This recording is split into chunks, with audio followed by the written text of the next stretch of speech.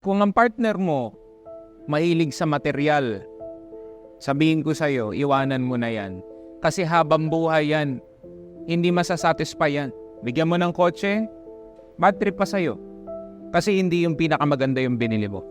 Bilang mo ng bagong cellphone, inis na sa'yo yan next year. Alam mo kung bakit? Kasi lumabas na yung pinakabagong model, tapos hindi mo siya binibilhan.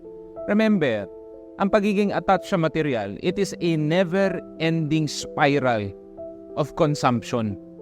And kung ikaw business-minded at ang partner mo is materialistic, patay ang negosyo mo, hindi lalago. Kasi laging hihingi yan ng pera, laging kukuha yan. Me. Take. Anong mangyayari sa business niyo? Wala. Kaya kung ikaw ay ganyan ang iyong business partner, asawa,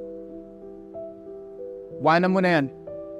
Kasi ngayon pa lang, I am telling you, there is a big potential disaster if you do not cut the relationship.